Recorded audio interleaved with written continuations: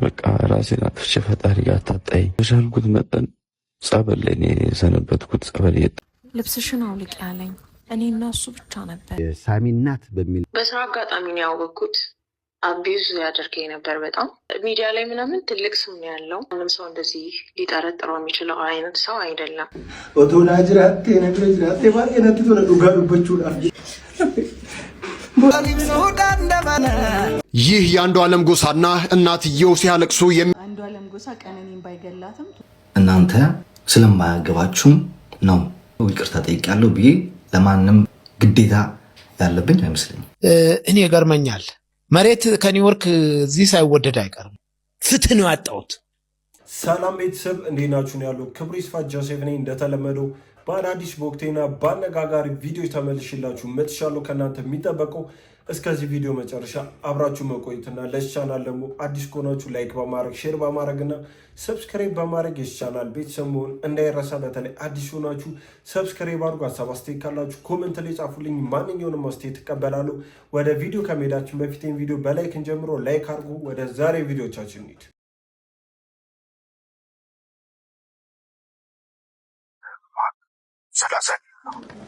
እሺ እዳችን ወደ መሬት እሺ ሚስቶች እንኳን ደህና መጣችሁ። እንኳን ደህና መጣችሁ። ወደ ጥያቄያችን እንግባና ሚስት እቤት ውስጥ በብዛት የሚጠፋባት ዕቃ ምንድነው ብለን የጠየቅን ሪሞት። ሚስት ለባብሳ ተኳኩላ ለመውጣት ምን ያህል ሰዓት ይፈጅባታል ብለን ነበር የጠየቅን 30 ደቂቃ። ሚስት ከጋብቻ በፊት ለመጀመሪያ ጊዜ ያስተዋወቀችህ ማንን ነው ብለን ነበር የጠየቅን መሲ ትንሽ ናት ጓደኛዬ። አሁን ወደ ውጤቱ እንሄዳለን ማለት ነው። አሜን እና በለጠ 30 ነጥብ አምጥተዋል። ግን በመግቢያችን ላይ ምን ብለን ነበረ? ምንም አይነት በእጅም በድምጽም ምንም አይነት ምልክት ማሳየት አይቻልም ብለን ነበር አይደል? በለጠ አሜን እንደገባች ቁጭ ስትል ሪሞት 30 ብለህ ስትናገር የድምጽና የምስል መረጃ ተይዞብሃል። ሪሞት 30 እኔ የምለው ቀድሞ አያዩትም ነው ወይ ይህን ፕሮግራም? እኔ አይገባኝም። ማለት እነሱ እንዲህ ሲያደርጉ እኔ ተሳቀቅኩ። እኔ ምን በወጣኝ? ቆይ እነሱ ለሚሸውዱት፣ እነሱ ለሚዋሹት፣ እነሱ ይሄን ለሚያደርጉት እኔ ምን አሳቀቀኝ? እቺ ሴትዮ ባሏን ጠዋት 3 ሰዓት ላይ ትፈቷለች። እሱ ደግሞ ከሰዓት 8 ሰዓት ላይ የ20 ሚሊዮን ሎተሪ ያሸንፋል። እቺ ሴት እንግዲህ ባሏን መፋታት ነበር የምትፈልገው። ከሱ ጋር መስማማት አንችልም፣ ስለዚህ ተፋተን ሁለታችንም የየራሳችንን ህይወት እንኑር ብላ ታስብ ነበረ እና ባሏን በጣም ጨቅጭቃ ወደ ፍቺ ታመጣዋለች። ባልየውም ይህን ፍቺ ባይፈልገውም ነገር ግን ምርጫ ስለሌለው ይፋታሉ ማለት ነው። ፍቻቸው በፍርድ ቤት በህጋዊ መንገድ የተጠናቀቀው ከጠዋቱ 3 ሰዓት ላይ ነበረ። እናም እሷ ባልየውን በመፍታቷ በጣም ተደስታ ቀኗን እያሳለፈች ነበረ። እሱ ደግሞ በጣም ደብሮት ስለነበረ ከሰዓት 8 ሰዓት ላይ ቢራ ለመጠጣት ይወጣል እና ቢራም እየጠጣ ሳለ አንድ ሎተሪ ይቆርጣል። በሚገርም ሁኔታ ይህንን ሎተሪ 20 ሚሊዮን ዶላር አሸነፈ። ይህንን ስትሰማ የቀድሞ ሚስቱ ወዲያውኑ ሰውየውን ከሰሰችው ማለት ነው። የከሰሰችው ደግሞ ግማሹ ብር ይገባኛል ብላ ነበር። ምክንያቷንም በምታስረዳበት ሰዓት ላይ ይህንን ሎተሪ ይሄ ሰውዬ የቆረጠው ከኔ ጋር ከመፋታታችን ከትንሽ ሰዓታት በፊት ነው። ያ ሎተሪ ሲቆረጥ እኔና እሱ ባልና ሚስት ነበረን፣ ስለዚህ ይገባኛል ብላ ጥያቄ ታቀርባለች። ነገር ግን ባልየው ጠንካራ ማስረጃ ነበር ያቀረበው። እንደነገርኳችሁ ፍቺው ጠዋት 3 ሰዓት ላይ ነበረ በህጋዊ መንገድ የተጠናቀቀው። እሱ ደግሞ ያንን ሎተሪ የገዛው ከሰዓት 8 ሰዓት አካባቢ ነበር እና ይህንን ሎተሪ ከሰዓት 8 ሰዓት ላይ እንደገዛ የሚያሳይ ህጋዊ የደረሰኝ ማስረጃ ለፍርድ ቤቱ ያቀርባል ማለት ነው። እና ፍርድ ቤቱ ይሄ ገንዘብ ላንቺ አይገባሽም በሚላት ሰዓት ላይ ሌላ ነገር ደግሞ ይዛ ትመጣለች። ይህ ሰውዬ ወይንም ደግሞ የቀድሞ ባሌ የቆረጣቸው የሎተሪ ቁጥሮች እኔና እሱ የተጋባንበት ቀን፣ እኔም ፕሮፖዝ ያረገበት ቀን፣ አብዛኞቹ ቁጥሮች ከኔ ጋር ግንኙነት የነበረበትን ጊዜ የሚያስታውስ ጊዜዎች ናቸው በማለት ይሄ ዶላር ይገባኛል ትላለች። ነገር ግን ከዚህ ዶላር ተካፋይ አልሆነችም ማለት ነው። አንዳንድ ጊዜ እድልና እኛ ልንገናኝ እቺን ታክል በምትቀረን ሰዓት ላይ እኛ እንደዚህ እንላለን ማለት ነው። እቺ ሴት ላይ ያጋጠመው ይሄ ነበረ። እናንተ ብትሆኑ ግን በደግነት ለሚስታችሁ ታካፍሏታላችሁ? ሐሳባችሁን እስቲ ኮሜንት ላይ አስቀምጡ። ምን ታረጉ ነበር እናንተ ብትሆኑ? አሁን እኔ አይደለም ብር ልሰጣት ማለት ነው ባገኘሁት ብር ከፍዬ ላስደበድባት ይችላሉ ስለጠየቀችኝ ብቻ ብር። እኔ አንዳንድ ሰው ድፍረት ያስቀኛል። ግን ደግሞ አትብይ ሲላት አስባችሁታል? በትንሽ ሰዓት ውስጥ $1 ሚሊዮን ስታጣ እኔ ገርመኛል። መሬት ከኒውዮርክ እዚህ ሳይወደድ አይቀርም። የሆነ ጊዜ እንደውም ያንን ቁጥር አይቻለሁ። በጣም ውድ ነው። አይገባኝም። ራሱ መሬት ገዢዎቹ 200,000 ብር ሰጡ ሲባል ሪሊ ይከፍላሉ ነው የምለው። እስቲ አስረዱኝ እላለሁ። እንዴት ነው ይሄ ነገር? ምንድነው? ወርቅ ነው ዳይመንድ የሚቆፈረው እላለሁ። ኖርማል አይደለም። አንዳንድ ነገሮች የምናያቸው ነገሮች ኖርማል አይደለም። እኔ ብር አላጣው፣ ፍትህ ነው ያጣሁት። ፍትህ እንዲሰፍን ነው የምፈልገው። ያው የገንዘብ አቋሜ ደግሞ ሲሪየስ አቋም ነው። አስባችሁታል? ግን ኃይሌ እንዲካማራረ ሌላው ሰው ምን ሊል እንደሚችል ወጣቱን አማራጭ የማሳጣት ስራ ነው እየተሰራ ያለው እና ይሄ ነገር እንደ አንድ ወጣት ተቃወመዋል። ኢትዮጵያ ላይ ማንኛውም አይነት ክሪፕቶ ከረንሲ መያዝ ሆልድ ማድረግ ጨምሮ ማለት ነው መስራት አይቻልም ማለት ነው። በዶላር የሚከፍሉ የተለያዩ የውጭ ሀገር ስራዎች ለምሳሌ ፖፕ ላይ ምናምን ሊሆን ይችላል፣ hala ለምሳሌ እንደዛ የመሳሰሉት ማለት ነው። ሱቫ ምናምን ድሪም ፓርቲ ምናምን የመሳሰሉ ብዙ የሞባይል አፕሊኬሽኖች እዛ ላይ ለምናስጠፋው ጊዜ ለምንሰራው ስራ ለምናደርገው ታስኮች USDT ይከፍሉናል ማለት ነው። ሶ ያ ነገር አሁን ላይ ኢትዮጵያ ውስጥ ወንጀል ተደርጓል። ብሔራዊ ባንክ አዲስ ባወጣው መረጃ መሰረት ወይም ደግሞ ትዕዛዝ መሰረት ማለት ነው ኢትዮጵያ ላይ ሆናችሁ ኦንላይን ስራ መስራት አትችሉም እንድታቆሙ የሚል ነው። ማንኛውም ለምሳሌ ክፍያዎችን መክፈል ምናምን ነገር አይቻልም። ለኤአይ ክፍያ ማለት ኤአይ ዌብሳይት ዴቨሎፐሮች ለኤአይ ክፍያ ለከርሰር ለምናምን እንዲሁም ደግሞ ለክላውድ ኤአይ ምናምን ነገር ክፍያ እንከፍላለን አይደል? ያም ነገር ተከልክለናል። አትስሩ ማለት ባጭሩ መንግስት ያለውን ነገር ልንገራችሁ። ቀጣይ ወደፊት አትስሩ በቃ ይሆናል። መንግስት የሚፈልገው ጦርነት ምናምን ሊሆን ይችላል፣ ወደዛ ብንሳተፍ ነው እንጂ የሚፈልገው ምንም አይነት ስራዎችን ዲጂታል ከሆነው ዓለም ራቁ እያለን ያለው። አሁን ላይ ዲጂታል ዓለም መንግስት የተለያዩ አማራጮችን ለኛ ከመፍጠር ይልቅ ለምሳሌ እንደ ዩቲዩብ እና እንደመሳሰሉት ፕላትፎርሞች ሀገራችን እንዲሰሩ ከማድረግ ይልቅ ምንድነው እየመረጠ ያለው ማለት ነው ፔመንት ሲስተሙን ለኛ ከመክፈት ይልቅ ፔመንት ሲስተሞችን በመዝጋት ወጣቱን አማራጭ የማሳጣት ስራ ነው እየተሰራ ያለው እና ይሄ ነገር እንደ አንድ ወጣት ተቃወመዋለሁ። መንግስትን ተቃወምክ ብላችሁ ምናምን ነገር የምታስቡ ሰዎች ካላችሁ ገደል መግባት ትችላላችሁ። ብዙ መሀይሞች ይሄን ነገር ሊረዱት አይችሉም ማለት ነው፣ በተለይም ያልተማሩ ሰዎች። ለምን እንደሰማችሁት ነው ሰሞኑን አንድ አዲስ ህግ ወጥቷል። ቲክቶከርም ዩቲዩበርም እና ደግሞ ትሬድ ላይ የሚሰሩ ሰዎች ኢቭን ንግድ ፍቃድ እስከ ማውጣት ለሚያደርስ እና ጭራሽ ደግሞ መስራት እንዳይችሉ እየተከለከለና አዲስ ህግ እየወጣ ነው። አስቡት እስቲ ወጣቱ የስራ ዕድል ሳይፈጠርለት በዚህ ኑሮ ድህነት የቻለውን አርጎ ራሱን ሰርቬይቭ አርጎ ራሱን ለመቀየር በሚሞክርበት ጊዜ ላይ አዳዲስ ህግ እየወጣ ጭራሽ ያለውን ስራ ለማጥፋትና እሱን እንዳይሰራ ለማድረግ እንደ አይነት ህግ እየወጣ ነው። ይሄ በጣም ነው የሚያሳፍረው። እኔ ጠላት ነው እንጂ እኔ አሁን የኢትዮጵያ መንግስት ነው ብዬ ማሰብ ራሱ ይከብደኛል። 5 ቲክቶክ ላይ መቅረት ያለባቸው ነገሮች። በ5ኛ ደረጃ ቻሌንጅ እንደሚባል ነገር ህዝቡ ለማኝ ያደረገ ነገር የለም። ይመጣና አንዱ ይሄ ቪዲዮስ ላይ ካገኝ ይላል። አድብ በቃ አትለምን እንዴ! ህዝቡንም አታሰልቹት። እኛም ሰለቸን እንዴ! አንድ ሁለት ሰው ሲያደርገው ይሻላል። ሁላችሁም ታደርጋላችሁ። በጣም የሚደበረው አድቡ ትንሽ ክሬቲቭ ነው እንዴ።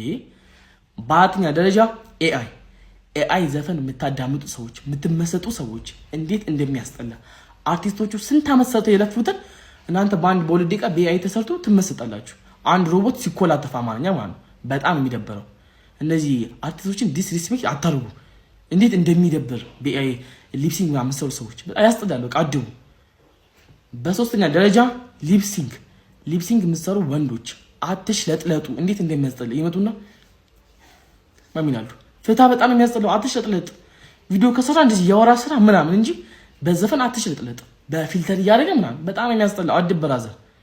እነዚህ ህጎች መጽደቅ አለባቸው ብዬ ከሚያስቡ ሰዎች ማለት አንዱ ነኝ።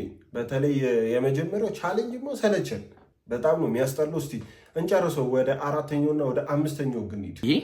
በ2ኛ ደረጃ ኮልሚ እያላችሁ የምታወጡ ስማችሁን ሜመሮች በጣም የሚያስጠላው። አታስደብሩ። ሁላችሁም አንዴ ስም ትጽፋላችሁ። ኮልሚ እንትና ሜመር አለ። ክሬቲቭ መሆን አለባችሁ እናንተ ሁላችሁም አንዴ ስም ኮልሚ አድቡ። በቃ ሁላችሁም በጣም የምትደብሩት እንደ ህዝብ የበዛችሁ እኮ እናንተ በጣም በዛችሁ። ደግሞ ሜሞሪዎች ትንሽ ክሬቲቭ ለመሞከሩ ስማችሁ ላይ ሁላችሁም ኮልሚ አታርጉት። በ1ኛ ደረጃ ቲክቶክ ላይ እናት እንደዚህ ትሆን ብላችሁ የምትሳደቡ ሰዎች እንዴት እንደምታስጠሉና እንዴት ማይም እንደሆናችሁ ብታውቁ። በጣም የሚደብረው አራዳ አይደላችሁም። ያለፈበት ስድብ ነው። በጣም ያለፈበት የማይም ስድማት እናት ምናምን ብለው የምትሳደብ ከሆነ በጣም ድድብ የሆነ ስድብ ነው። እግዚአብሔርን አድቡ። አይኪዋችሁ ነው በዚህ የሚያስባን ነው እንዴ ቲክቶክ ላይ ከፍተህ ካሜራ ምናምን እናት ልጅ ትሳደባለህ? አራድ እግዚአብሔር ፋራ ግን የፋራ ባንዲራ ያዥ ማለት ይህን ስድብ የምትሳደቡ ሰዎች ናቸው። አድቡ፣ እረፉ። ፓርት ቱ ይቀጥል የምትሉ ኮሜንት ላይ አስቀምጡልኝ። የቻማችሁ እንደሰማችሁት ነው። ምን ታስባላችሁ? የቱን ያሰለቻችሁ ቲክቶክ ላይ? እስቲ ኮሜንት ላይ ጻፉልኝ። በጣም የምወዳቸውን 3 እህቶቼን አጣሁ። መሰበር ያስጠላል። አመት ተሾመ ዲምቢ ለ14 ዓመታት ከሙዚቃው መድረክ ርቆ የቆየው ታዋቂው ድምፃዊ አመት ተሾመ ዲምቢ በሰይፉ ኦን ኢቢኤስ ፕሮግራም ላይ ተገኝቶ በብዙዎች ዘንድ ጥያቄ ፈጥሮ የነበረውን የመጥፋቱን ጉዳይ ይፋ አድርጓል። ድምፃዊው ከመጥፋቱ ጀርባ ከባድ የህይወት ፈተና ሲያሳልፍ እንደነበር ተናግሯል። በአንድ ወቅት 3 እህቶቹን በሞት ማጣቱ ለከባድ ስነ ልቦናዊ ስብራት እንደዳረገ የገለጸው አህመድ መሰበር ያስጠላል ሲል በቁጭትና በእንባ የተናገረው ቃል በርካቶችን ምሽት ላይ አስለቅሷል። ድምፃዊው ሲናገር በውስጣችሁ ሰላም ከሌለ በውጭ ምንም አይነት ሰላም ሊኖር አይችልም በሚለው መርሁ የገጠሙትን የህይወት ውጣ ውረዶች በትዕግስትና በጽናት ማለፉን ገልጿል። በከባዱ ጊዜ ሁሉ ከጎኑ በመቆም ድጋፍ ላደረጉለት አካላትም ከልብ የመነጨ ምስጋናውን አቅርቧል። 3 እህቶቹን እንዳጣና አንዷን በቅርብ ከ2 ወር ከ3 ወር በፊት እንደሞተችበትና በጣም ሀዘን ላይ እንዳለም ተናግሯል። እኔ ያው ሲስክ ሳየው በተለይ ደግሞ አልበሙን ሪሊዝ የሚያደርግ ሰዓት በጣም ደህና ሆኖ ነበር የሚታየው እና እንዲያልጠበኩም ነበር። በጣም ነው ያሳዘነኝ። እስቲ ስታዩት ምን ተሰማችሁ? ሁላችንም እኮ የሆኑ ነገሮች እናጠፋለን፣ ግን የበደሉን ሁሉ ይቅርታ እንደምንልም ስለምንገልጽ በጸሎታችን ቤትዬ አታሳፍረኝም፣ ይቅርታ ጠይቃት ግድ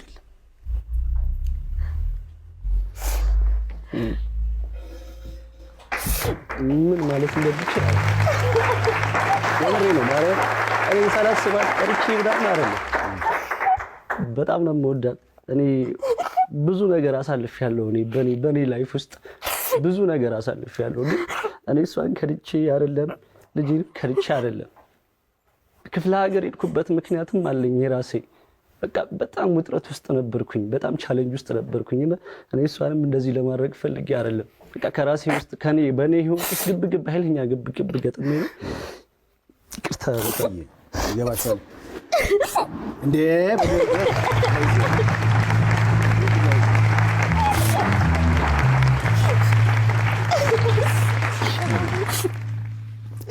እንዴ ቅርብላል በቃ አይዞህ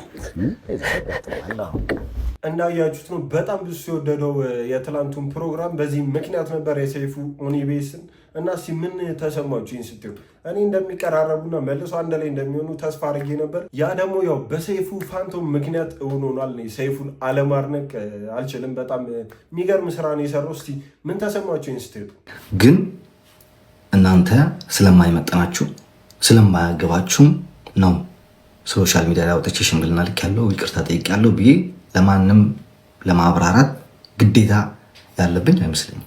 እንደ ሰው ሆነን ካሰብን ተመልሶላችኋል ብዬ እገምታለሁ። ይቅርታ በህዝብ መሀል ጠይቅ ያለው አንዳንድ ቪዲዮዎች እየወጡ ነው። ሽምግልናም ከ5-6 ጊዜ በላይ ልክ ያለው በአካልና በስልክ ሰው ነኝ፣ እሳሳታለሁ እንደማንም ሰው። ሀበሾች ችግራችን ግን እንደ ጻድቅ ሰው ሁነን ስለምንከራከር ነው እንጂ የራሳችንን ጥፋት አለብን። ገባችሁ አይደል? እና ተማሪ ነኝ፣ ስዊዘርላንድ ነው የምኖረው፣ ወረቀት አለኝ፣ ፓስፖርት አለኝ። ማንም ሰው መጥቶ መክሰስ ይችላል። ተማሪ ነኝ፣ ምንም ጥፋት የለብኝም። ገባችሁ አይደል? አንድ የኔን ችግር ኢትዮጵያ መግባት አልችልም። ምክንያቱም ይሄ ያለው መንግስት እስካልወረደ ድረስ ኢትዮጵያ መግባት አልችልም። ይሄ ነው ችግር። ስለማይመለከታችሁ እንጂ ከዚህ በፊት ሽማግሌ ልኬ ይቅርታ ጠይቄያታለሁ። እናንተ አያገባችሁም። ለእናንተም መናገር አይጠበቅብኝም ነበር። ለዛ ነው እስካሁንም ያልተናገርኩት ይቅርታ መጠየቅን የሚል አስተያየት ሰጥቷልና በጣም ብዙዎች ደግሞ ይህን እየተቀባበሉት ይገኛሉ። እስቲ ምን ታስባላችሁ በዚህ ዙሪያ? ከዛ ውጭ ምትን የለኝም።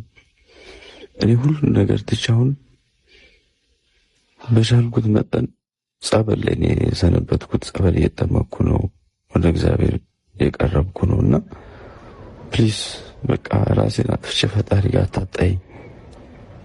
ቤተሰቦች፣ ሁሉም ሰው በዙሪያ ያለው በእኔ ምክንያት አይጎዳ። አንቺም ቤተሰብ አለሽ፣ ልጅ አለሽ።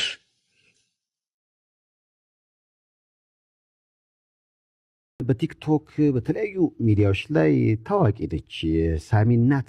ሴት ስትሆን ብቻህን ስትሆን ደግሞ ብዙ ነገር ያጋጥመሃል። እና አሁን ሼር ያደረኩት ቪዲዮ ላይ ያው ፈርቼም ነው።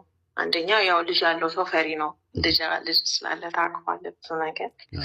ብቻዬን ስለምኖር ከልጅ ጋር ያው በተፈጠረው አንዳንድ ግጭት አንዳንድ ሰዎች የራሳቸውን ስህተት ለመደበቅ ሲሉ ሰው የሚጎዱ ሰዎች አሉ። ዝናና ስም ብቻ ያላቸው ነገር ግን እንደዚህ ህሊናቸውን የረሱ ሰዎች አሉና እኔ ያጋጠመኝ እንደዛ አይነት ሰው ነው እና በተደጋጋሚ ያስፈራራኛል በማናጀሩ በኩል ምናምን እና በቃ ህፃን ልጅሽን ማሳደግ አትፈልጊም ምናምን ነው የሚለው።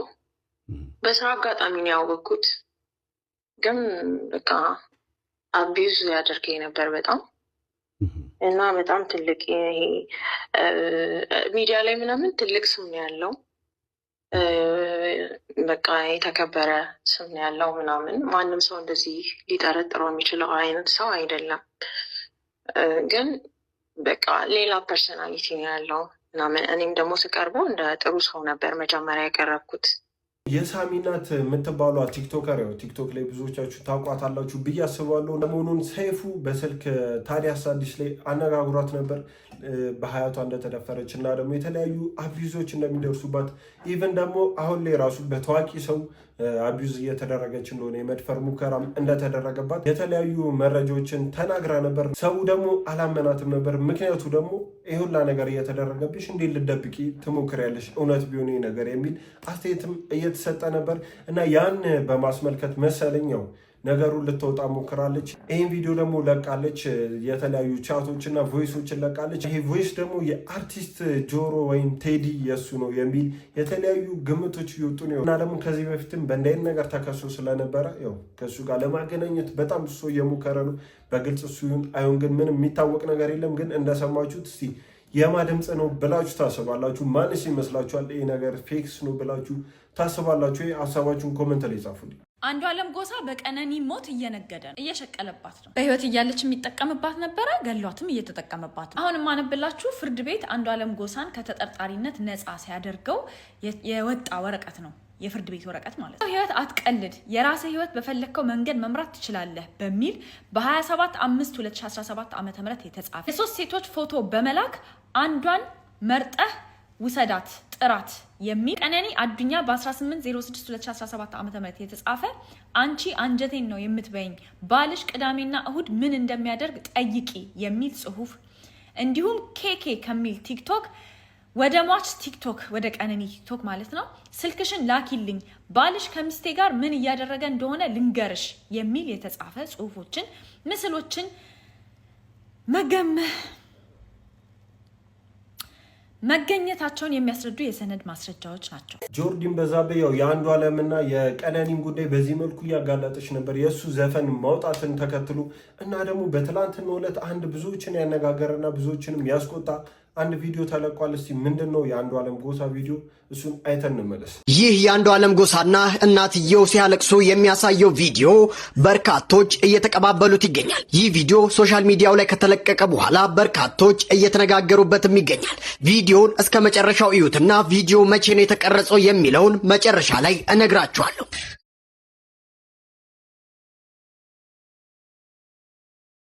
ዋኤ ጅሬኛ ሊብሱዳን ደበርሴ ነገሬ በሬተ ሲወችን ከሮርሴ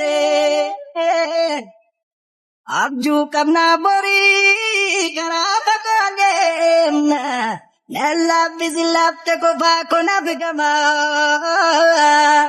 utunje tunabi atkuno akatane chalatin midakne ይህ የተመለከታችሁት ቪዲዮ የተቀረጸው በ2025 በፈረንጆቹ ነው። ማለትም ከአንድ ዓመት በፊት ማለት ነው። በአራተኛው የአጫሉ ሁንዴሳ አዋርድ ላይ አንዷለም ጎሳ በምርጥ ሙዚቃ አልበምና በተለያዩ ዘርፎች የአጫሉ ሁንዴሳ አዋርድን አሸንፎ ነበር።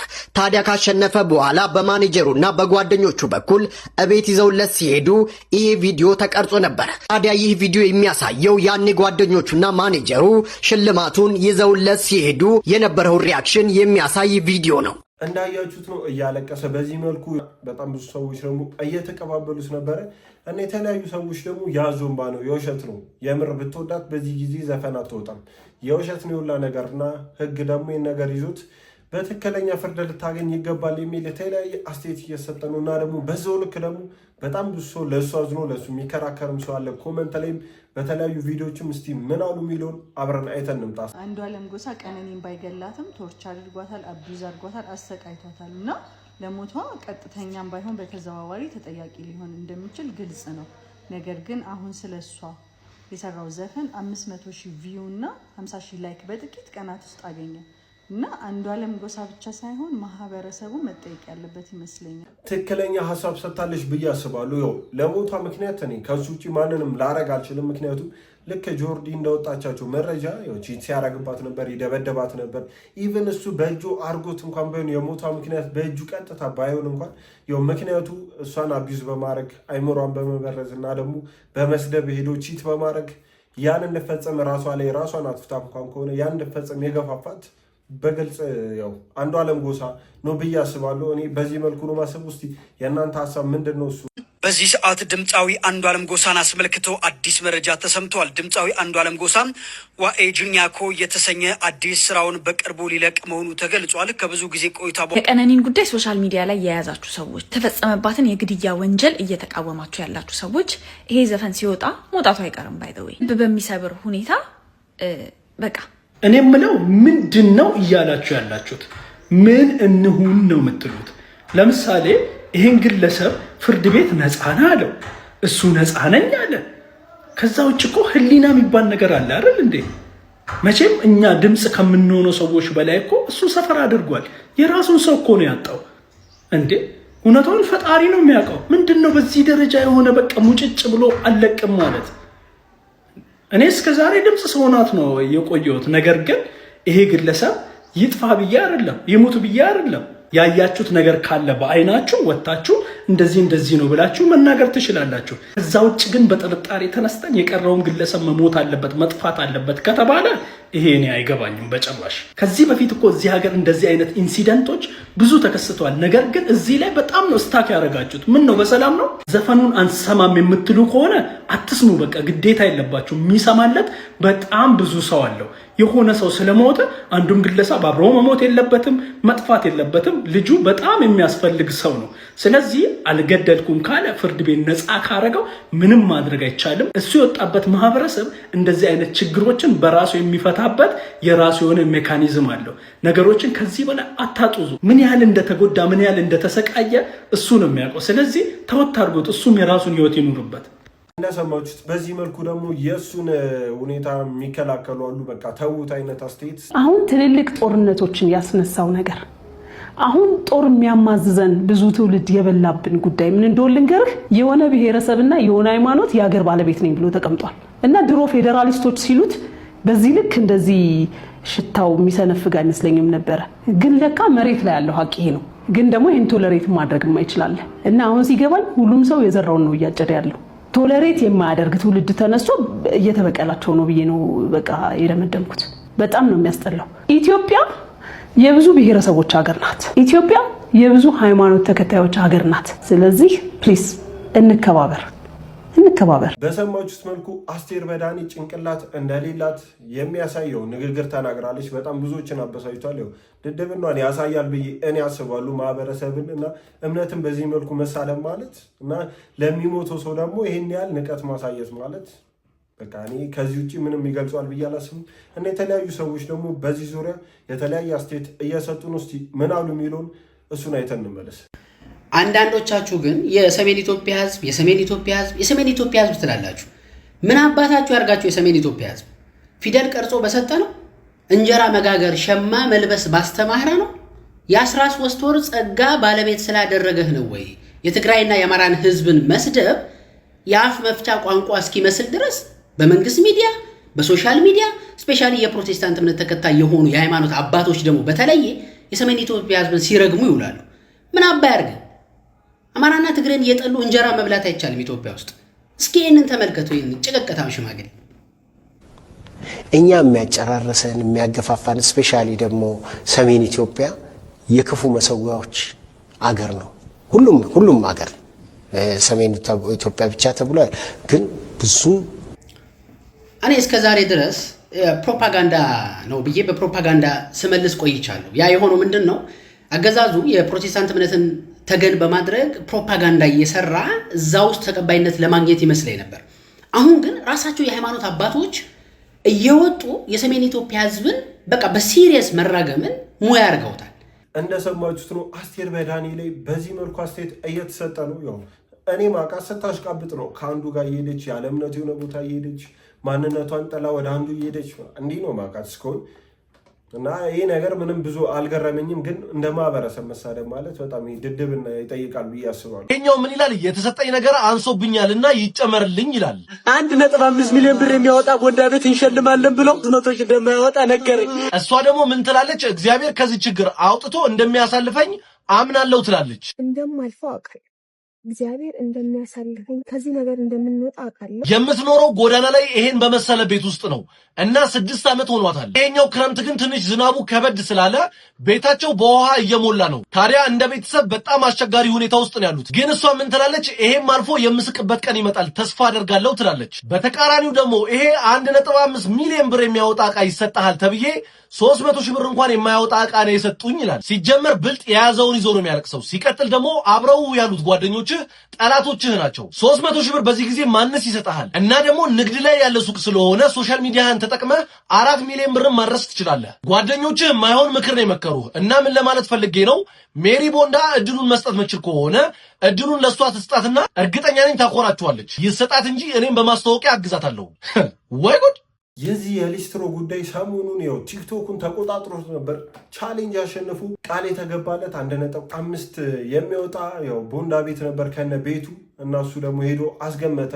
ከተሸለመ በኋላ 300 ሺህ ነው የሚያወጣው አሉት እና እሱ ደግሞ አልፈልግም ውሰዱልኝ አለ እና እኔ እንዲህ አይነት ነገር ላይ አሁን እኔ ሀሳብ ስትበባል እዚህ ላይ ለምሳሌ እሱም ሆነ ወስዳሉ አትሊስት የያዘውን ይዞ ነበር ሌላው መጠየቅ የነበረበት ብዬ አስባለሁ። ምክንያቱም ደግሞ 300 ሺህ የሚያወጣ ቤትና ኢቨን እዛው የለመደ ቦታ ላይ ነው እና ደግሞ ኢቨን ደንበኞቹን እንደሰጠችው ነው የሚቆጠረው። ያ ራሱ በጣም ትልቅ ብር ነው።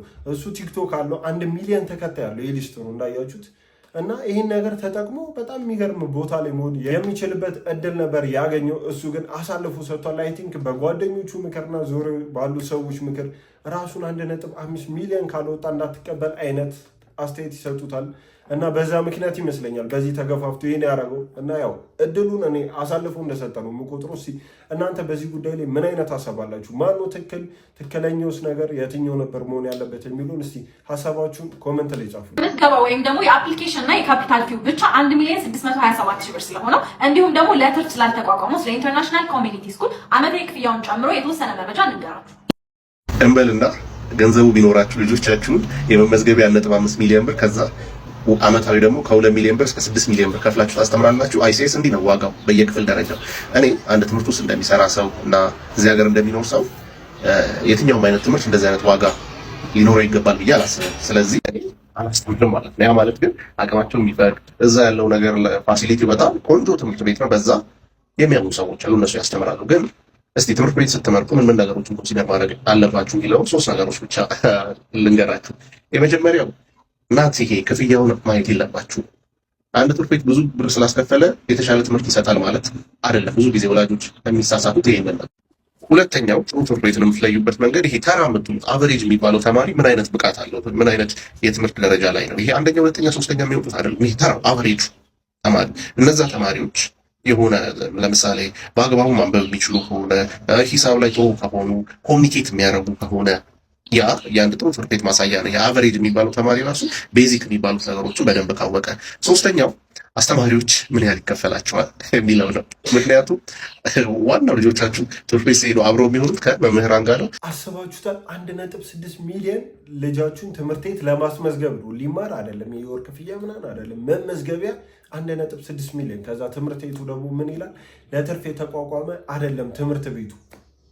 አስተር በዳንን አትፍረዱባት። ይሄ ብልጽግና ወንጌል የሚባለው ነገር ራሽናሊቲን ይገለዋል። እቻውን አስተር በዳኔ ነቢያት ያለበት ሰፈር አትጠጣም። እግዚአብሔር ኢትዮጵያን ሊያስመነድጋት ነው። የሁሉ ጦርነት የሁሉ ስቃይ ልነጋ ስል ይጨልማል ስለሚባል ነው። በቃ ነግቷል። ህወሓት በቁጥጥር ውስጥ ይውላል። ሸኔዎች እንደዚህ ይሆናሉ። ግብጽ መታ ኢትዮጵያ እግር ላይ ስትንበረከክ ያሳየኛል። የግብጽ ምድር ተንቀጠቀጠ ምናምን የሚል ፕሮፌሲ ታጭቆ ነው ያሉት እነዚህ ሰዎች። እቺ ሴት ራሽናል ማይንድ የነበራት ሴት ናት። ከቅርብ ጊዜ ወዲህ በየነቢያት ቤት ስትሽለኮለክ ነው የምትውለው። ከዛ ቅዠት ውስጥ ገባች እሷ እና መሬት ላይ ያለውን ነገር አክሰፕት ለማድረግ አይፈልጉም እነዚህ ሰዎች። እነሱ ጋር እንደሚውል ሰው ከነሱ ወገን እንደሆንኩ ሰው ነው እያወራ ያለሁት። አስተሳሰብህን ይሰልበዋል። ማሰብ አትችልም። ሺህ ሰው እዚህ ጋር እየሞተ እየረገፈ የምትናገረው ሰው እየሞተ አይደለም ሰላም ነው ሀገር ትላለህ። በረሃብ ሰው የተሰቃየ፣ በግብር ሰው የተሰቃየ፣ በቴሌ የተሰቃየ፣ በመብራት ኃይል የተሰቃየ ኤቭሪቲንግ ሰቃይ ለህዝብ ሆኖ እነሱ የሚያስቡት በልጽገናል፣ ሄደናል፣ ተመንድገናል፣ ማንም የኢትዮጵያን ብልጽግና የሚያቆም የለም ይላል። እቺ ሴትን ከዛ አንግል ብቻ ልታይ መገባ። ምክንያቱም የምትውልበትን ቦታ ላይ ፐርሰናሊ ስለማውቀው ነው። ጃፒ ጋር ነው የምትውለው፣ ጂፒኤስ ጋር ነው የምትውለው፣ ኤቭሪዌር እንደዛ ነው የምትውለው። ጌስዋት አብዛኛው ሚኒስትሮች እንደዛ ነው የሚውሉት። አያሳዝንም? ነቢይ ፍለጋ እንደዚህ የሚጦዝ ሚኒስትር አለ፣ አገር ሙሉ እንደሚያሸብር ነቢይ ፍለጋ ማለት ነው። ፖሊሲና ስትራቴጂ አገርን እየመራ አይደለም፣ አገር እየተመራ ያለው በፕሮፌሲ ነው። ይሄ እኮ ቀልድ አይደለም እኮ እያወራን ያለ ነገር። ይሄ እኮ በአካል የምንናገር በስም ልንጠቅሳቸው የምንችላቸው ሚኒስትሮች አሉ፣ በነቢያት ስር መጠመጡ የሚውሉ እና እኔ ፖለቲከኛ ብል ችግር የለብኝም። ፓስተር አሁን አማራና ኦርቶዶክስን አታክ ማድረግ በአሁኑ ሰዓት ይጠቅማል የሚል ድምዳሜ ላይ ደርሳለች። ይሄ ድምዳሜ ከየት እንደሚመጣ አውቀዋለሁ። ፖለቲካሊ እኔም ኮንሽስ ነኝ። ፓስት ሂስትሪ የራሱ ችግር አለበት። ነገር ግን በአሁኑ ሰዓት መፍትሄ ይሆናል ወይ? መፍትሄ አይሆንም። ባጭሩ ልትገረሙ አይገባም። አዋዋሉ አንድ ስለምናውቀው አስቴር በዳኒ በዚህ መልኩ ተቃውሞ እየገጠማት ነው። እኔ በቃ ብትታሰሩላ ደስ ይለኛል። ለዚህ ንግግሩ ያው አትታሰርም። በእርግጥ ብዙ እሷን የሚደግፉ የእሷን ሀሳብ የሚደግፉ ሰዎች ስልጣን ላይ እንዳሉ አስባሉ። ከባለስልጣንም ሰምተኗል ከዚህ በፊት ይህን ነገር እና ያው ጊዜ ይጠብቃ፣ ግን ይህን ነገር ፍርዱ እንደምታገኝ እርግጠኛ ነኝ። ከዛም በኋላ ሱቁ ሙሉ ነበረ እና ለቪዲዮ ነው። ሱቁ ሲረከብማ ደና ዕቃ ይወጣበታል። ወደ ነው እንዴ? ምን ማለት ነው? ከዛም በኋላ ሄድና እንዴ ላስቀምጠው ሲል እቃው እዛ ቤት ውስጥ ያለው እቃ 300 ሺህ ብር የማያወጣም። ልጁ ደግሞ በአይምሮ ምን ነበር ሲያስብ የነበረው? 1 ሚሊዮን ብር የሚገመት እቃ ከሆነ ቢያንስ 500 ሺህ ቢከስር 1 ሚሊዮን ይደርሰኛል፣ እናቴን አመጣታለሁ፣ ፏላለሁ፣ ከሊስትሮነት እገላገላለሁ፣ ሱቅ በደረቴ ቢሆን ከፍታለሁ፣ ከዛም በኋላ ወይ አይፎን ምናምን እንገዛለሁ፣ ቲክቶክ ኃይለኛ በቃ ምናምን ሆናለሁ ብሎ በጭንቅላቱ ሞልቶ ነው እንግዲህ ይሄን ያህል ጊዜ ቆየው ወሬ ያህል ብሎ ሲያስቀምጥ ምንድናችሁ እናንተ የሚገምቱ ናችሁ? ኖ እኛ ለሚገምት ሰው ለሚሸጥ እኛ ልንሸጥ አይደለም የሰጠናችሁ ሰርተ እንድትቀየርበት ነው። እና ይሄ እዚህ ውስጥ ያለው እቃ እኮ 1 ሚሊዮን ብር አይሞላም። ያለው እቃ እኮ ትንሽ ነው። መጀመሪያ ቪዲዮ ሲቀረጽ የነበረው እቃ ራሱ የለም። ምን ማለት ነው? በዚህ ግብ ይነሱና ቲክቶክ ላይ ያነዱታል። እንግዲህ እዚህ አደባባይ ላይ እኛ እያየን ቅውጥ ያደርጉታል። ቤስ ከዛ የኢትዮጵያ ሕዝብ ይፍረደኝ፣ የኢትዮጵያ ሕዝብ ይፍረደኝ። እኔ ሊስትሮ ጠርጌ ሞራሌንም ሰብረውታል። የሞራል ካሳም ጠይቃለሁ። እንደዚህ አድርገውኝ እኔ እንደዚህ ብለውኝ 1 ሚሊዮን ይገመታል ብሎ አውርተውልኝ ተናግረውኝ አሁን ስናሳየው ለሚሰራ ሰው ነው። እችኛው አመጣችና እኛ ለሚሰራ ሰው ነው የምንሰጠው እንጂ ሱቁን ለመሸጥ አይደለም። እንደሰማችሁት ነው የተለያዩ ሰዎች በዚህ ሊስትሮ ጉዳይና በዛ ቻሌንጅ ጉዳይ የተለያዩ አስተያየቶችን እየሰጡ ነው።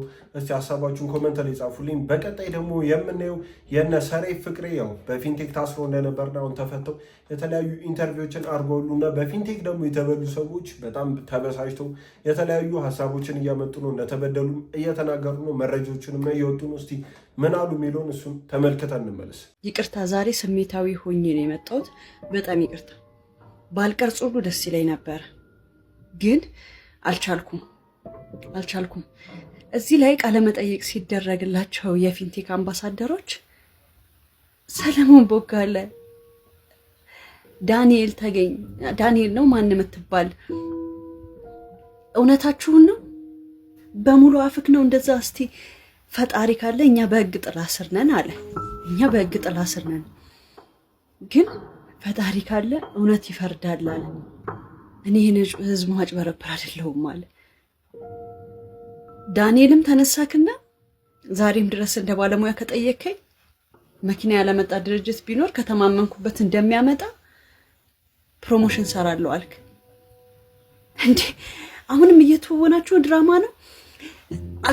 የበደልነው ሰው የለም ብላችሁ ነው የምታስቡት? ና እሺ ብሬ መልስልኝ። እኔ አንዷ ተበዳይ ነኝ። ብሬ መልስልኝ። እሺ ብሬን አሰጠኝ። አልበደልክም አይደል? አልሰራህም አይደል? አምነህበታል አይደል? ካመንክበት የት አለ?